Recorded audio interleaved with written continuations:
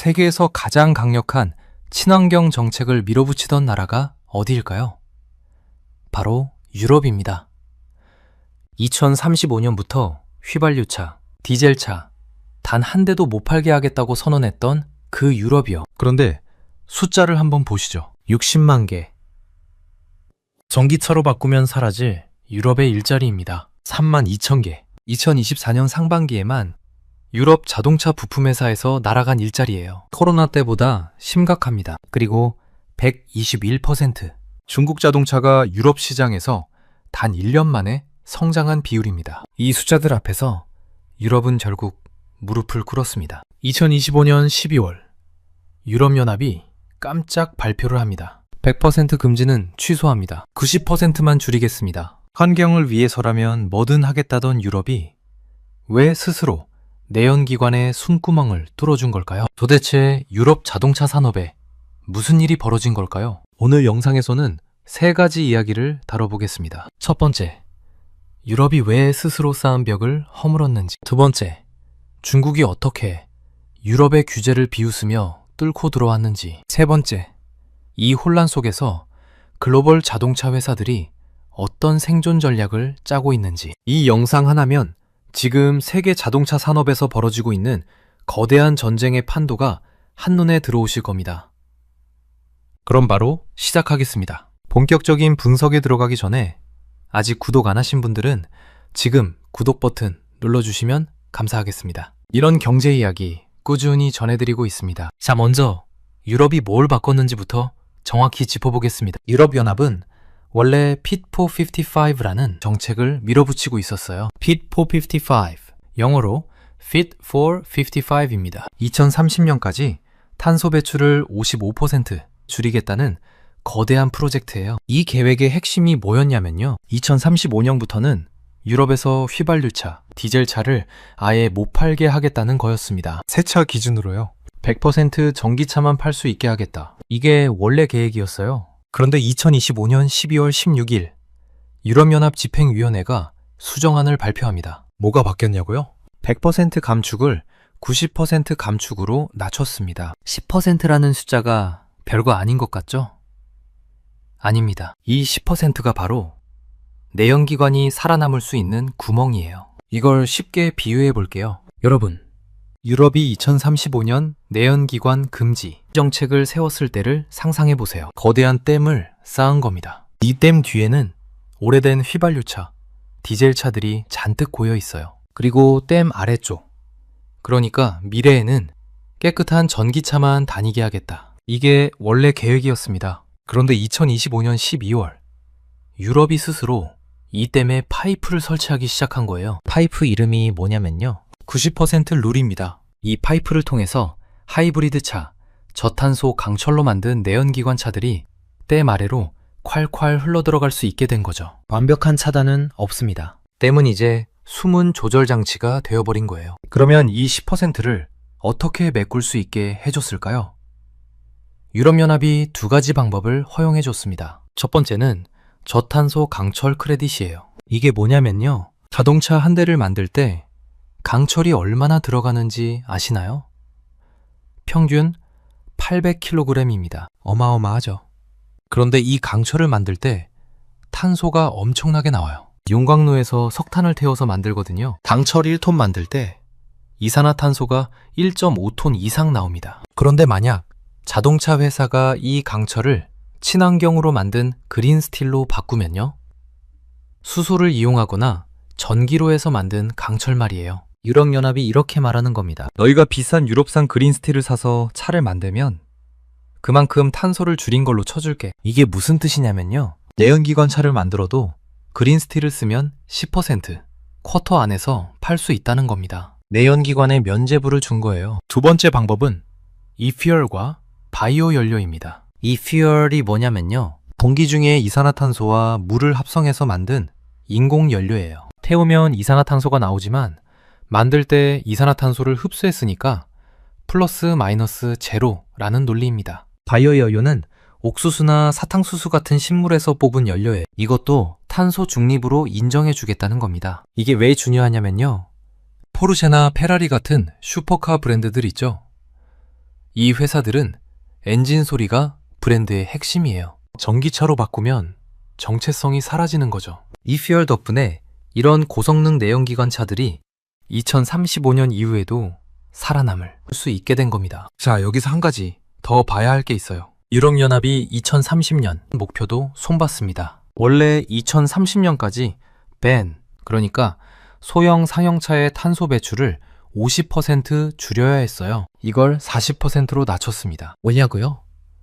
택배 트럭, 물류 차량들은 전기차로 바꾸기가 승용차보다 훨씬 어렵거든요. 무거운 짐을 싣고 장거리를 달려야 하는데 배터리로는 아직 힘들다는 거죠. 그리고 뱅킹 앤 버로인 이라는 제도도 만들었어요. 2030년부터 2032년까지 3년 동안 배출량 목표를 유연하게 관리할 수 있게 해준 겁니다. 이게 뭐냐면요. 올해 목표를 못 맞춰도 내년에 더 줄이면 상쇄해주고 반대로 내년 것을 미리 당겨 쓸 수도 있게 해준 거예요. 쉽게 말해서 성적표를 3년 평균으로 내도 된다는 겁니다. 한 번 시험 망쳐도 다음에 만회하면 되니까 과징금 폭탄을 피할 수 있게 해준 거죠. 그런데 여기서 의문이 생깁니다. 유럽이 왜 이렇게까지 해줘야 했을까요? 환경을 위해서라면 뭐든 하겠다고 큰 소리 쳤던 유럽이 왜 갑자기 뒤로 물러선 걸까요? 숫자는 거짓말을 하지 않습니다. 유럽 자동차 부품 협회인 클레파의 자료를 보면요. 2024년 상반기에만 32,000개의 일자리 감축이 발표됐습니다. 이게 얼마나 심각한 수준이냐면요. 코로나 팬데믹 때보다 더 많은 숫자예요. 구체적으로 어떤 회사들이 칼을 빼들었는지 볼게요. 세계 최대 자동차 부품 회사 보쉬 5,500명 감원하고 근무 시간도 줄이겠다고 발표했습니다. 지프 프리드리히스 하펜 독일에서만 12,000명을 자르겠다고 했어요. 콘티넨탈 전 세계적으로 7,150명 감원을 발표했습니다. 이 회사들이 뭐 하는 회사인지 아시나요? 엔진을 만들고 변속기를 만들고 배기 시스템을 만드는 회사들이에요. 전기차에는 이런 부품이 필요 없거든요. 전기차는 모터랑 배터리만 있으면 되니까요. 그러니까 전기차로 바꾸면 이 회사들이 갈 곳이 없어지는 거예요. 100년 넘게 쌓아온 기술과 노하우가 하루아침에 쓸모없어지는 겁니다. 티에리 브루통이라는 사람이 있어요. EU 내수시장 담당 집행위원이었던 분인데요. 이분이 뭐라고 했냐면요. 전기차 전환으로 인해 약 60만 개의 일자리가 사라질 수 있다고 경고했습니다. 60만 개요? 이게 얼마나 큰 숫자인지 감이 안 오시죠? 우리나라 자동차 산업 전체 고용이 약 40만 명이에요. 유럽에서는 그 1.5배의 일자리가 날아갈 수 있다는 겁니다. 유럽의회 최대 파벌인 유럽국민당의 만프레드 베버 대표가 뭐라고 했는지 아세요? 기존의 내연기관 금지 계획을 심각한 산업정책적 실수라고 규정했습니다. 유럽 정치권에서도 이건 너무 같다는 목소리가 나온 거예요. 결국 이 고용절벽의 공포가 이상적인 기후 목표를 현실적인 산업보호론으로 돌려세운 결정적 요인입니다. 자, 이제 두 번째 이유로 넘어가 볼게요. 중국입니다. 유럽이 내부적으로 흔들리는 동안 중국은 어떻게 했을까요? 2025년 8월 기준으로 유럽 내 중국 브랜드 신차 등록 대수가 전년 대비 121% 증가했습니다. 43,500대가 팔렸어요. 이게 어느 정도 수준이냐면요. 아우디나 르노 같은 유럽 대표 브랜드들을 위협하는 수준입니다. 특히 BYD라는 회사가 무섭게 치고 올라왔어요. 비아디라고도 부르는데요. 영국 시장에서 2025년 12월 기준 전체 제조사 중 판매 6위를 기록했습니다. 순수 전기차와 플러그인 하이브리드를 합친 시장에서는 점유율 12%를 차지했어요. 중국 회사가 유럽의 심장부에서 이 정도 성적을 내고 있다는 건 정말 놀라운 일입니다. 그러면 유럽이 가만히 있었을까요? 당연히 아니죠. 유럽연합은 중국산 전기차의 저가 공세를 막기 위해 관세 폭탄을 떨어뜨렸습니다. 2025년 말에 기존 관세 10%에 더해서 최대 35.3%의 추가 관세를 부과했어요. 상하이 자동차 기준이에요. 합치면 45% 넘는 관세입니다. 중국에서 1억짜리 전기차를 가져오면 4,500만 원을 세금으로 내야 한다는 거예요. 그런데 여기서 웃기는 일이 벌어집니다. 이 관세에 치명적인 허점이 있었거든요. 고율 관세가 순수 전기차에만 적용됐어요. 플러그인 하이브리드, 그러니까 배터리와 엔진을 둘 다 가진 차에는 적용이 안 됐거나 훨씬 낮은 세율이 붙었습니다. 중국 업체들이 어떻게 반응했을까요? 즉각 반응했습니다. 이걸 두더지 잡기 게임에 비유해 볼게요. 유럽 규제 당국이 관세라는 거대한 망치를 들고 있어요. 순수 전기차라는 두더지가 머리를 내미자 쾅 때립니다. 관세를 부과한 거죠. 그런데 바로 옆구멍에서 플러그인 하이브리드라는 두더지가 선글라스를 끼고 유유히 튀어나옵니다. 망치가 빗나가요. 규제를 우회한 겁니다. BYG가 뭘 했냐면요. 순수 전기차 대신 SEAL UDMI라는 플러그인 하이브리드 모델로 수출 주력 품목을 전광석화처럼 바꿔버렸어요. 결과가 어떻게 됐을까요? 이 SEAL UDMI가 2025년 하반기에 유럽에서 폭스바겐 티구안과 포드 쿠가를 제치고 베스트셀링 플러그인 하이브리드 모델로 등극했습니다. 중국산 하이브리드 차량의 대유럽 수출은 1년 만에 155% 폭증했어요.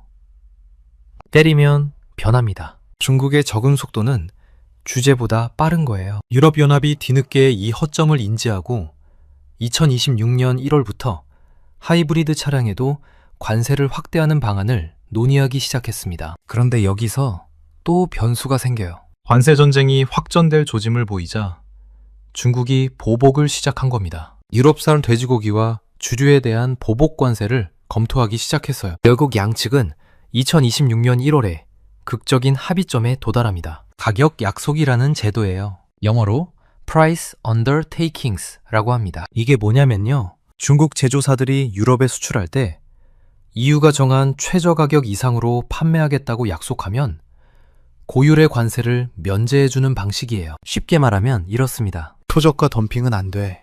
대신 어느 정도 가격 이상으로 팔면 관세 안 매길게. 이런 합의를 본 거예요. 중국 업체들 입장에서는 나쁘지 않은 거래입니다. 가격만 맞추면 유럽 시장에서 계속 팔 수 있으니까요. 니오 같은 중국 전기차 회사는 이를 환영하며 기술력으로 정면 승부하겠다고 자신감을 내비쳤습니다. 자, 여기서 세 번째 원인으로 넘어가 볼게요. 배터리 패권의 덫입니다. 독일과 이탈리아 정부가 왜 그렇게 내연기관 금지를 반대했을까요? 표면적으로는 일자리 보호를 내세웠지만 더 깊은 이유가 있어요. 전기차 시대가 오면 가장 중요한 부품이 뭘까요? 배터리입니다. 그런데 이 배터리 공급망을 누가 장악하고 있을까요? 중국이에요. 전 세계 전기차 배터리의 60% 이상을 중국이 만들고 있습니다. 배터리 원자재인 리튬 정제도 중국이 세계 1위예요. 코발트 가공도 중국이 압도적이고요. 독일 자동차 업계는 이렇게 주장했어요. 우리가 내연기관 기술을 스스로 포기하면 뭐가 남는가?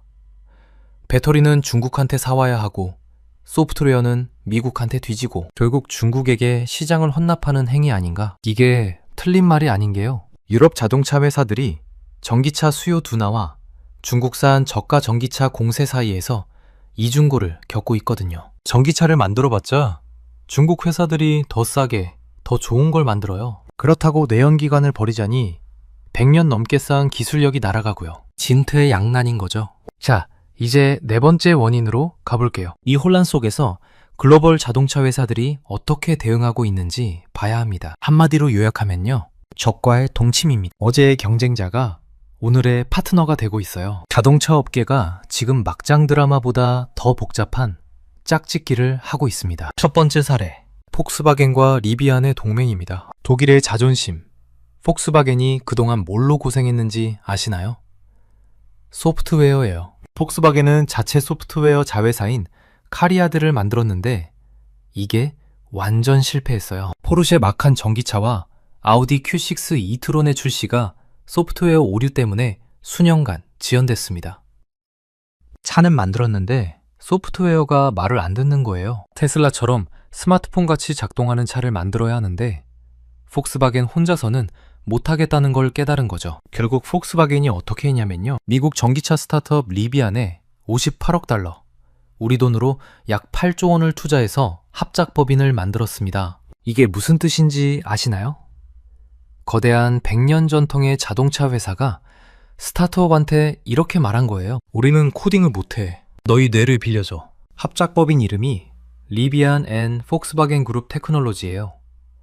설립 12주 만에 리비안의 하드웨어와 소프트웨어를 탑재한 폭스바겐 테스트 차량이 주행에 성공했습니다. 이 기술이 적용된 첫 양산차 ID 에브리원은 2027년에 출시될 예정이에요. 두 번째 사례, 르노와 지리의 동맹입니다. 폭스바겐이 미래를 위해 손을 잡았다면 르노는 과거를 지키기 위해 적과 손을 잡았어요. 프랑스의 르노가 중국의 지리 자동차와 합작해서 호스 파워트레인이라는 회사를 만들었습니다. 이게 뭐 하는 회사냐면요, 내연기관 엔진을 만드는 회사예요. 르노가 아예 전기차 부문과 내연기관 부문을 완전히 분리해버린 거죠. 전기차는 앙페르라는 회사로, 내연기관은 호스라는 회사로요. 왜 이렇게 했을까요? 내연기관 사업부를 별도 법인으로 떼어내서 탄소 배출에 대한 부담을 본사 재무제표에서 지워버린 거예요. 이 합작사가 얼마나 큰 규모인지 아세요?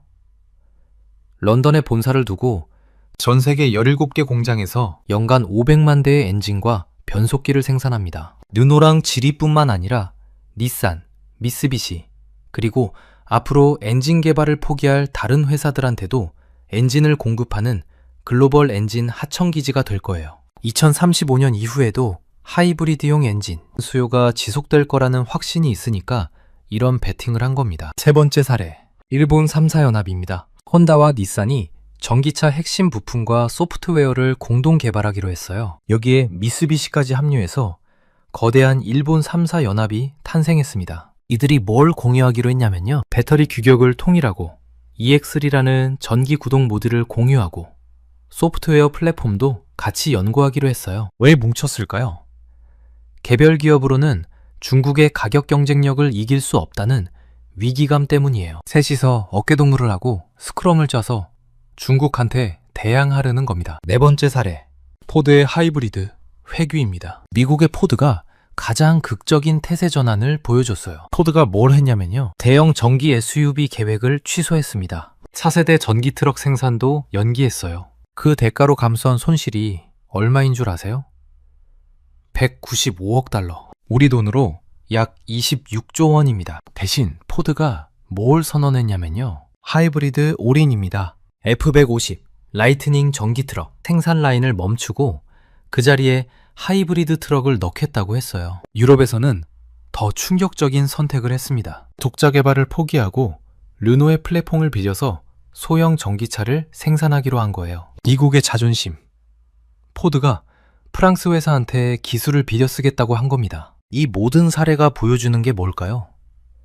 생존을 위해서라면 영원한 적도, 영원한 친구도 없다는 겁니다. 자, 이제 역사를 한번 돌아보겠습니다. 이런 급격한 정책 전환이 과거에도 있었을까요? 2008년 글로벌 금융위기 때를 기억하시나요?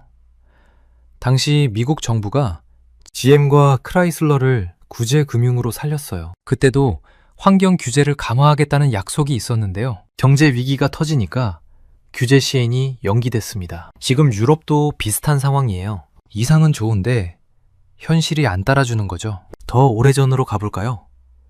1970년대 오일 쇼크 때요. 석유 가격이 폭등하니까 모든 나라가 대체 에너지를 외쳤어요. 그런데 석유 가격이 다시 안정되니까 다들 잊어버렸죠. 환경 정책이라는 게 경제적 압박 앞에서 얼마나 쉽게 흔들리는지 역사가 보여주고 있습니다. 그런데 이번에는 좀 다른 점이 있어요. 중국이라는 변수입니다. 과거에는 유럽이 자기들끼리 규제를 조절하면 됐어요. 그런데 지금은 중국이라는 거대한 경쟁자가 코앞까지 치고 들어온 상태에서 결정을 내려야 하는 거예요. 규제를 강화하면 중국한테 시장을 뺏기고, 규제를 완화하면 환경 목표를 못 맞추고, 진퇴양난인 겁니다. 그러면 미국은 어떻게 하고 있을까요? 미국은 유럽과 완전히 다른 길을 가고 있어요. 트럼프 2기인 정부가 출범하면서 전면적 역주행을 시작했습니다. 2026년 1월 현재 미국 환경보호청은 바이든 행정부 시절 설정된 온실가스 배출 기준을 폐기하는 절차에 돌입했어요. 연비 규제도 완화되고 있습니다. 2027년 모델의 목표 연비가 갤런당 47마일에서 43마일로 낮아질 전망이에요. 캘리포니아주가 독자적으로 강력한 환경 규제를 시행할 수 있는 권한도 박탈하려고 하고요. 트럼프 행정부는 전기차 보조금을 폐지하고 석유 및 가스 시출을 장려하는 행정명령을 쏟아내고 있습니다. 이게 무슨 뜻이냐면요. 글로벌 자동차 회사들이 이제 세 가지 완전히 다른 세계를 위해 차를 만들어야 한다는 거예요. 유럽은 90% 감축 목표를 맞추기 위한 하이브리드와 소형 전기차 시장, 미국은 규제 완화와 저유가로 인한 대형 가솔린과 픽업 트럭 시장, 중국은 정부의 강력한 드라이브와 치열한 경쟁이 만든 초저가 전기차와 스마트카 시장, 시장이 세 조각으로 쪼개지는 거예요. 이런 파편화는 제조 비용을 올리고 규모의 경제를 달성하기 어렵게 만듭니다. 토요타나 폭스바겐 같은 초대형 기업한테는 유리하지만 중소형 제조사한테는 생존의 위협이 됩니다. 자, 정리해 보겠습니다. 유럽이 2035년 내연기관 100% 금지를 90%로 후퇴시킨 이유, 크게 네 가지로 요약할 수 있어요. 첫 번째, 60만 일자리의 공포입니다. 전기차로 전환하면 엔진과 변속기를 만들던 부품회사 직원들이 갈 곳을 잃어요. 이게 정치적으로 감당이 안 되는 거죠. 두 번째, 중국의 규제 우회 전략이에요. 유럽이 전기차의 관세 폭탄을 떨어뜨렸는데 중국은 하이브리드라는 뒷문으로 유유히 들어왔습니다. 세 번째, 배터리 패권의 덫입니다. 전기차 시대가 오면 배터리를 장악한 중국한테 종속될 수밖에 없어요. 내연기관 기술이라도 지켜야 협상력이 생기는 거죠. 네 번째, 생존을 위한 합종 연행이에요. 폭스바겐이 리비안 손을 잡고 르노가 중국 질이랑 엔진 공장을 합치고 일본 3사가 뭉치고 혼자서는 살아남을 수 없으니까 적과도 손을 잡는 겁니다. 여러분이 만약 투자자거나 자동차 산업에 관심이 있으시다면 몇 가지 체크 포인트를 알려드릴게요. 첫째, 하이브리드 기술을 가진 회사를 주목해 보시면 좋겠습니다. 토요타가 왜 하이브리드를 버리지 않았는지 이제 이해가 되시죠? 2035년 이후에도 하이브리드는 살아남습니다. 둘째, 저탄소 강철과 이퓨얼 관련 기업도 눈여겨보시면 도움이 될 거예요. 유럽의 새 규제 덕분에 이 분야가 수혜를 받게 됐거든요. 셋째, 중국 전기차 기업들의 유럽 현지화 전략을 지켜보시길 추천드립니다. 관세를 피하기 위해 유럽에 공장을 짓는 움직임이 나올 거예요. 2026년은 전기차냐 내연기관이냐 라는 이분법적 논쟁이 끝난 해로 기억될 겁니다. 이제 어떻게 섞어서 살아남을 것인가? 라는 하이브리드 생존 전략의 시대가 열렸어요. 유럽의 자존심이 꺾였다고요? 아닙니다. 유럽은 현실을 인정한 거예요. 환경도 중요하지만 먹고 사는 문제 앞에서는 누구도 이상만 고집할 수 없다는 걸 보여준 겁니다. 여러분은 이 상황을 어떻게 보시나요? 유럽의 결정이 현명한 후퇴일까요? 아니면 환경에 대한 배신일까요? 그리고 우리나라 자동차 산업은 이 변화에 어떻게 대응해야 할까요? 여러분의 생각을 댓글로 공유해 주시면 감사하겠습니다. 오늘 영상은 여기까지입니다. 긴 영상 시청해 주셔서 감사합니다. 구독과 좋아요 한 번씩만 눌러주시면 정말 크나큰 도움이 됩니다. 세계에서 가장 강력한 친환경 정책을 밀어붙이던 나라가 어디일까요? 바로 유럽입니다. 2035년부터 휘발유차, 디젤차 단 한 대도 못 팔게 하겠다고 선언했던 그 유럽이요. 그런데 숫자를 한번 보시죠. 60만 개. 전기차로 바꾸면 사라질 유럽의 일자리입니다. 3만 2천 개. 2024년 상반기에만 유럽 자동차 부품 회사에서 날아간 일자리예요. 코로나 때보다 심각합니다. 그리고 121%.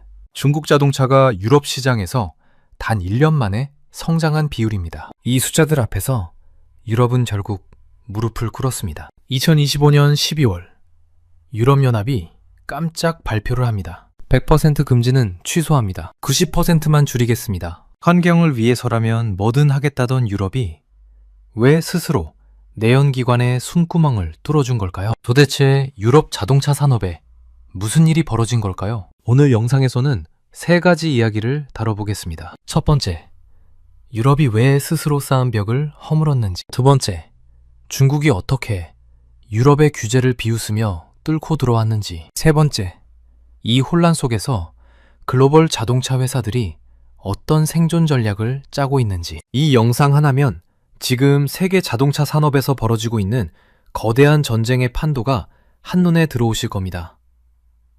그럼 바로 시작하겠습니다. 본격적인 분석에 들어가기 전에 아직 구독 안 하신 분들은 지금 구독 버튼 눌러주시면 감사하겠습니다. 이런 경제 이야기 꾸준히 전해드리고 있습니다. 자, 먼저 유럽이 뭘 바꿨는지부터 정확히 짚어보겠습니다. 유럽연합은 원래 Fit for 55라는 정책을 밀어붙이고 있었어요. Fit for 55, 영어로 Fit for 55입니다. 2030년까지 탄소 배출을 55% 줄이겠다는 거대한 프로젝트예요. 이 계획의 핵심이 뭐였냐면요. 2035년부터는 유럽에서 휘발유차, 디젤차를 아예 못 팔게 하겠다는 거였습니다. 새 차 기준으로요.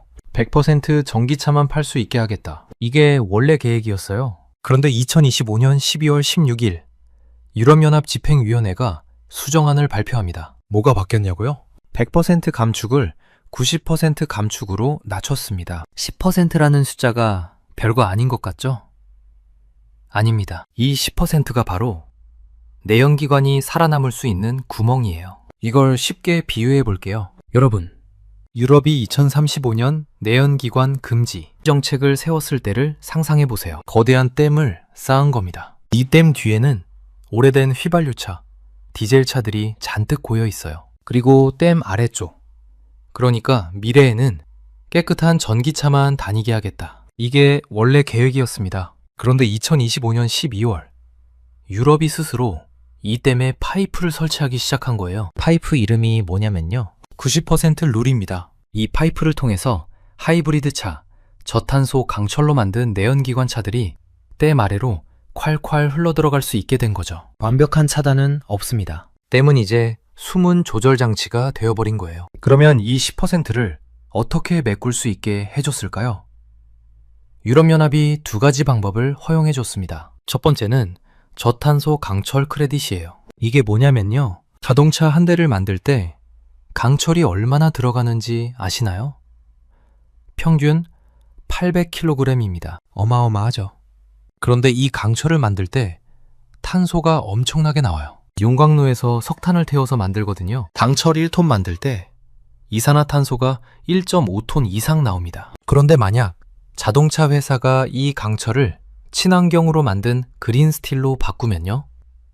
수소를 이용하거나 전기로 해서 만든 강철 말이에요. 유럽연합이 이렇게 말하는 겁니다. 너희가 비싼 유럽산 그린 스틸을 사서 차를 만들면 그만큼 탄소를 줄인 걸로 쳐줄게. 이게 무슨 뜻이냐면요. 내연기관 차를 만들어도 그린 스틸을 쓰면 10% 쿼터 안에서 팔 수 있다는 겁니다. 내연기관에 면제부를 준 거예요. 두 번째 방법은 이퓨얼과 바이오 연료입니다. 이퓨얼이 뭐냐면요. 공기 중에 이산화탄소와 물을 합성해서 만든 인공 연료예요. 태우면 이산화탄소가 나오지만 만들 때 이산화탄소를 흡수했으니까 플러스 마이너스 제로라는 논리입니다. 바이오 연료는 옥수수나 사탕수수 같은 식물에서 뽑은 연료예요. 이것도 탄소 중립으로 인정해 주겠다는 겁니다. 이게 왜 중요하냐면요. 포르쉐나 페라리 같은 슈퍼카 브랜드들 있죠.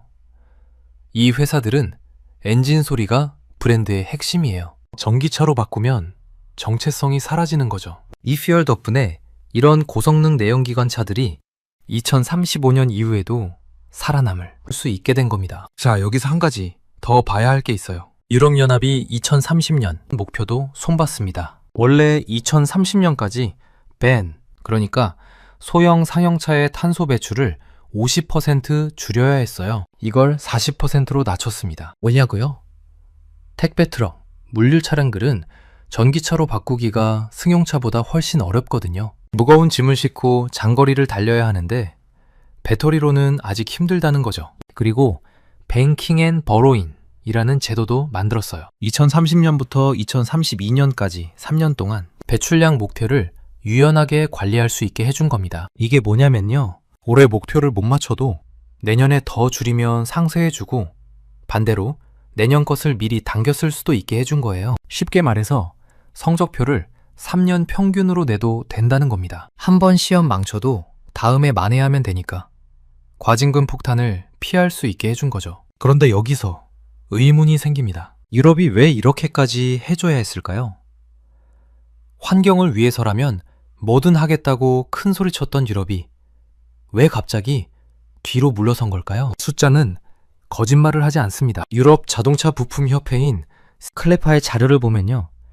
2024년 상반기에만 32,000개의 일자리 감축이 발표됐습니다. 이게 얼마나 심각한 수준이냐면요. 코로나 팬데믹 때보다 더 많은 숫자예요. 구체적으로 어떤 회사들이 칼을 빼들었는지 볼게요. 세계 최대 자동차 부품 회사 보쉬 5,500명 감원하고 근무 시간도 줄이겠다고 발표했습니다. 지프 프리드리히스 하펜 독일에서만 12,000명을 자르겠다고 했어요. 콘티넨탈 전 세계적으로 7,150명 감원을 발표했습니다. 이 회사들이 뭐 하는 회사인지 아시나요?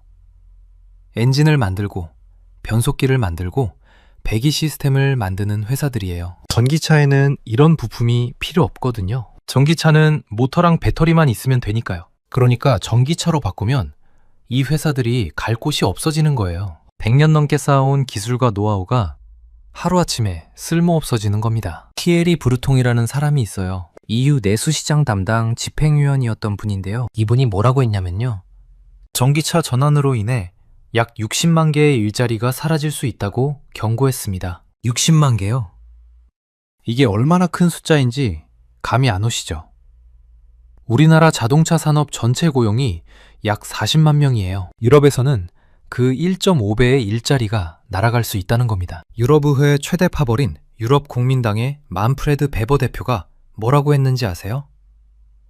기존의 내연기관 금지 계획을 심각한 산업정책적 실수라고 규정했습니다. 유럽 정치권에서도 이건 너무 같다는 목소리가 나온 거예요. 결국 이 고용절벽의 공포가 이상적인 기후 목표를 현실적인 산업보호론으로 돌려세운 결정적 요인입니다. 자, 이제 두 번째 이유로 넘어가 볼게요. 중국입니다.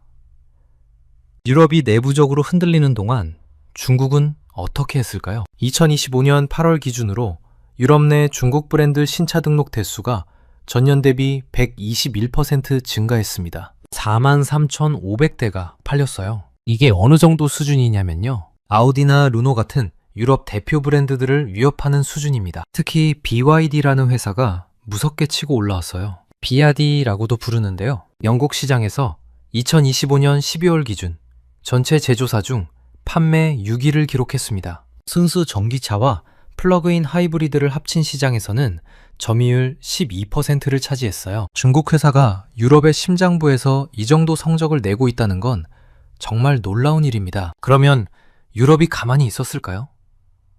당연히 아니죠. 유럽연합은 중국산 전기차의 저가 공세를 막기 위해 관세 폭탄을 떨어뜨렸습니다. 2025년 말에 기존 관세 10%에 더해서 최대 35.3%의 추가 관세를 부과했어요. 상하이 자동차 기준이에요. 합치면 45% 넘는 관세입니다. 중국에서 1억짜리 전기차를 가져오면 4,500만 원을 세금으로 내야 한다는 거예요. 그런데 여기서 웃기는 일이 벌어집니다. 이 관세에 치명적인 허점이 있었거든요. 고율 관세가 순수 전기차에만 적용됐어요. 플러그인 하이브리드, 그러니까 배터리와 엔진을 둘 다 가진 차에는 적용이 안 됐거나 훨씬 낮은 세율이 붙었습니다. 중국 업체들이 어떻게 반응했을까요? 즉각 반응했습니다. 이걸 두더지 잡기 게임에 비유해 볼게요. 유럽 규제 당국이 관세라는 거대한 망치를 들고 있어요.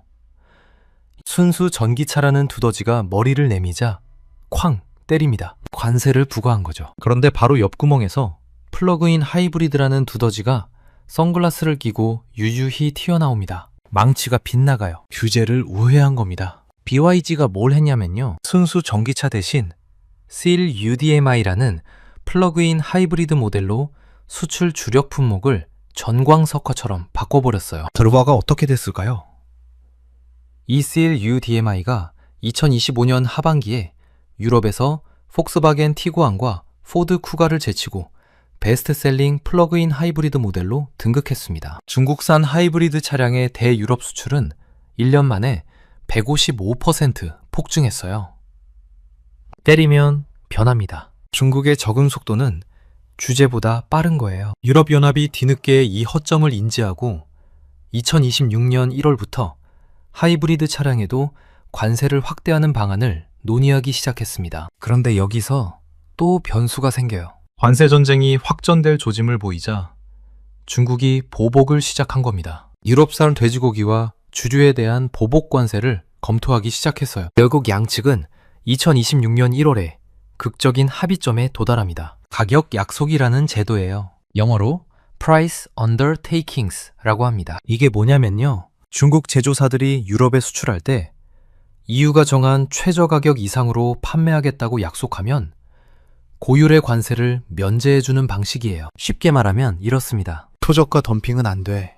대신 어느 정도 가격 이상으로 팔면 관세 안 매길게. 이런 합의를 본 거예요. 중국 업체들 입장에서는 나쁘지 않은 거래입니다. 가격만 맞추면 유럽 시장에서 계속 팔 수 있으니까요. 니오 같은 중국 전기차 회사는 이를 환영하며 기술력으로 정면 승부하겠다고 자신감을 내비쳤습니다. 자, 여기서 세 번째 원인으로 넘어가 볼게요. 배터리 패권의 덫입니다. 독일과 이탈리아 정부가 왜 그렇게 내연기관 금지를 반대했을까요?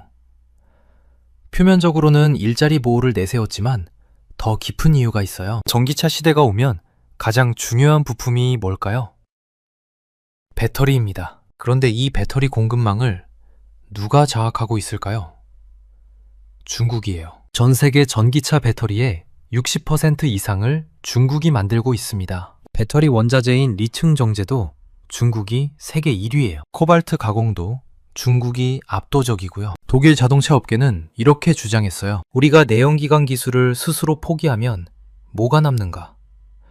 배터리는 중국한테 사와야 하고 소프트웨어는 미국한테 뒤지고 결국 중국에게 시장을 헌납하는 행위 아닌가? 이게 틀린 말이 아닌 게요. 유럽 자동차 회사들이 전기차 수요 둔화와 중국산 저가 전기차 공세 사이에서 이중고를 겪고 있거든요. 전기차를 만들어봤자 중국 회사들이 더 싸게, 더 좋은 걸 만들어요. 그렇다고 내연기관을 버리자니 100년 넘게 쌓은 기술력이 날아가고요. 진퇴의 양난인 거죠. 자, 이제 네 번째 원인으로 가볼게요. 이 혼란 속에서 글로벌 자동차 회사들이 어떻게 대응하고 있는지 봐야 합니다. 한마디로 요약하면요. 적과의 동침입니다. 어제의 경쟁자가 오늘의 파트너가 되고 있어요. 자동차 업계가 지금 막장 드라마보다 더 복잡한 짝짓기를 하고 있습니다. 첫 번째 사례, 폭스바겐과 리비안의 동맹입니다. 독일의 자존심, 폭스바겐이 그동안 뭘로 고생했는지 아시나요? 소프트웨어예요. 폭스바겐은 자체 소프트웨어 자회사인 카리아드를 만들었는데 이게 완전 실패했어요. 포르쉐 마칸 전기차와 아우디 Q6 이트론의 출시가 소프트웨어 오류 때문에 수년간 지연됐습니다. 차는 만들었는데 소프트웨어가 말을 안 듣는 거예요. 테슬라처럼 스마트폰같이 작동하는 차를 만들어야 하는데 폭스바겐 혼자서는 못하겠다는 걸 깨달은 거죠. 결국 폭스바겐이 어떻게 했냐면요. 미국 전기차 스타트업 리비안에 58억 달러, 우리 돈으로 약 8조 원을 투자해서 합작법인을 만들었습니다. 이게 무슨 뜻인지 아시나요? 거대한 100년 전통의 자동차 회사가 스타트업한테 이렇게 말한 거예요. 우리는 코딩을 못해. 너희 뇌를 빌려줘. 합작법인 이름이 리비안 앤 폭스바겐 그룹 테크놀로지예요.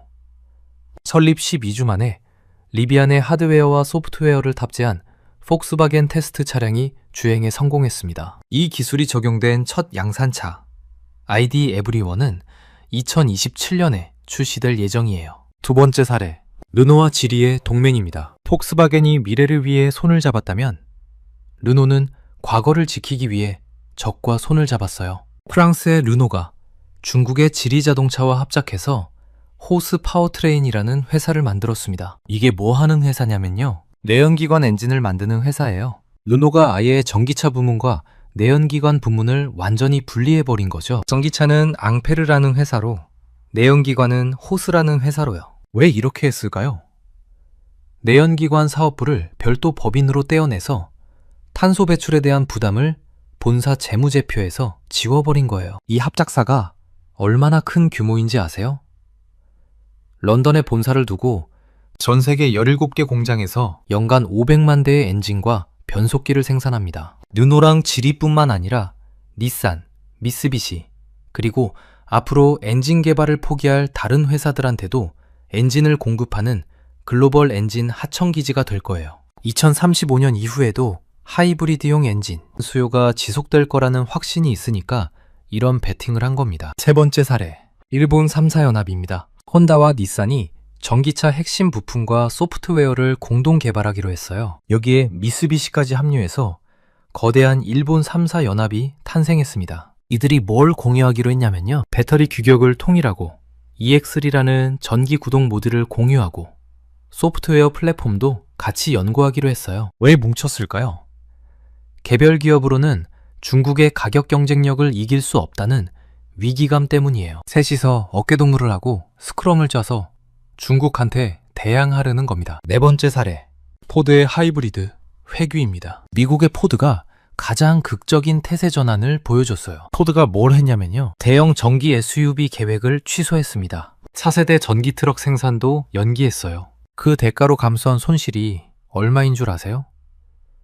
195억 달러. 우리 돈으로 약 26조 원입니다. 대신 포드가 뭘 선언했냐면요. 하이브리드 올인입니다. F150 라이트닝 전기 트럭 생산 라인을 멈추고 그 자리에 하이브리드 트럭을 넣겠다고 했어요. 유럽에서는 더 충격적인 선택을 했습니다. 독자 개발을 포기하고 르노의 플랫폼을 빚어서 소형 전기차를 생산하기로 한 거예요. 미국의 자존심. 포드가 프랑스 회사한테 기술을 빌려 쓰겠다고 한 겁니다. 이 모든 사례가 보여주는 게 뭘까요? 생존을 위해서라면 영원한 적도, 영원한 친구도 없다는 겁니다. 자, 이제 역사를 한번 돌아보겠습니다. 이런 급격한 정책 전환이 과거에도 있었을까요? 2008년 글로벌 금융위기 때를 기억하시나요? 당시 미국 정부가 GM과 크라이슬러를 구제 금융으로 살렸어요. 그때도 환경 규제를 강화하겠다는 약속이 있었는데요. 경제 위기가 터지니까 규제 시행이 연기됐습니다. 지금 유럽도 비슷한 상황이에요. 이상은 좋은데 현실이 안 따라주는 거죠. 더 오래전으로 가볼까요?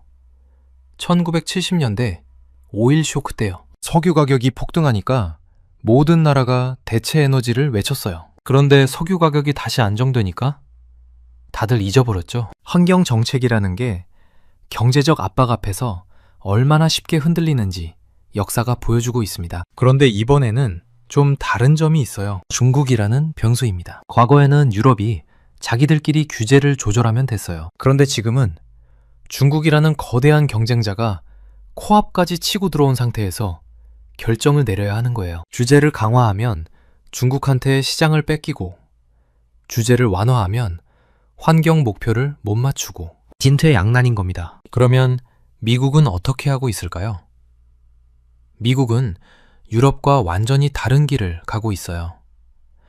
트럼프 2기 행정부가 출범하면서 전면적 역주행을 시작했습니다. 2026년 1월 현재 미국 환경보호청은 바이든 행정부 시절 설정된 온실가스 배출 기준을 폐기하는 절차에 돌입했어요. 연비 규제도 완화되고 있습니다. 2027년 모델의 목표 연비가 갤런당 47마일에서 43마일로 낮아질 전망이에요. 캘리포니아주가 독자적으로 강력한 환경 규제를 시행할 수 있는 권한도 박탈하려고 하고요. 트럼프 행정부는 전기차 보조금을 폐지하고 석유 및 가스 시출을 장려하는 행정명령을 쏟아내고 있습니다. 이게 무슨 뜻이냐면요. 글로벌 자동차 회사들이 이제 세 가지 완전히 다른 세계를 위해 차를 만들어야 한다는 거예요. 유럽은 90% 감축 목표를 맞추기 위한 하이브리드와 소형 전기차 시장, 미국은 규제 완화와 저유가로 인한 대형 가솔린과 픽업 트럭 시장, 중국은 정부의 강력한 드라이브와 치열한 경쟁이 만든 초저가 전기차와 스마트카 시장, 시장이 세 조각으로 쪼개지는 거예요. 이런 파편화는 제조 비용을 올리고 규모의 경제를 달성하기 어렵게 만듭니다. 토요타나 폭스바겐 같은 초대형 기업한테는 유리하지만 중소형 제조사한테는 생존의 위협이 됩니다. 자, 정리해 보겠습니다. 유럽이 2035년 내연기관 100% 금지를 90%로 후퇴시킨 이유, 크게 네 가지로 요약할 수 있어요. 첫 번째, 60만 일자리의 공포입니다. 전기차로 전환하면 엔진과 변속기를 만들던 부품회사 직원들이 갈 곳을 잃어요. 이게 정치적으로 감당이 안 되는 거죠. 두 번째, 중국의 규제 우회 전략이에요. 유럽이 전기차의 관세 폭탄을 떨어뜨렸는데 중국은 하이브리드라는 뒷문으로 유유히 들어왔습니다. 세 번째, 배터리 패권에 덫입니다. 전기차 시대가 오면 배터리를 장악한 중국한테 종속될 수밖에 없어요. 내연기관 기술이라도 지켜야 협상력이 생기는 거죠. 네 번째, 생존을 위한 합종 연행이에요. 폭스바겐이 리비안 손을 잡고 르노가 중국 질이랑 엔진 공장을 합치고 일본 3사가 뭉치고 혼자서는 살아남을 수 없으니까 적과도 손을 잡는 겁니다. 여러분이 만약 투자자거나 자동차 산업에 관심이 있으시다면 몇 가지 체크 포인트를 알려드릴게요. 첫째, 하이브리드 기술을 가진 회사를 주목해 보시면 좋겠습니다. 토요타가 왜 하이브리드를 버리지 않았는지 이제 이해가 되시죠? 2035년 이후에도 하이브리드는 살아남습니다. 둘째, 저탄소 강철과 이퓨얼 관련 기업도 눈여겨보시면 도움이 될 거예요. 유럽의 새 규제 덕분에 이 분야가 수혜를 받게 됐거든요. 셋째, 중국 전기차 기업들의 유럽 현지화 전략을 지켜보시길 추천드립니다. 관세를 피하기 위해 유럽에 공장을 짓는 움직임이 나올 거예요. 2026년은 전기차냐 내연기관이냐 라는 이분법적 논쟁이 끝난 해로 기억될 겁니다. 이제 어떻게 섞어서 살아남을 것인가? 라는 하이브리드 생존 전략의 시대가 열렸어요. 유럽의 자존심이 꺾였다고요? 아닙니다. 유럽은 현실을 인정한 거예요. 환경도 중요하지만 먹고 사는 문제 앞에서는 누구도 이상만 고집할 수 없다는 걸 보여준 겁니다. 여러분은 이 상황을 어떻게 보시나요? 유럽의 결정이 현명한 후퇴일까요? 아니면 환경에 대한 배신일까요? 그리고 우리나라 자동차 산업은 이 변화에 어떻게 대응해야 할까요? 여러분의 생각을 댓글로 공유해 주시면 감사하겠습니다. 오늘 영상은 여기까지입니다. 긴 영상 시청해 주셔서 감사합니다. 구독과 좋아요 한 번씩만 눌러주시면 정말 크나큰 도움이 됩니다.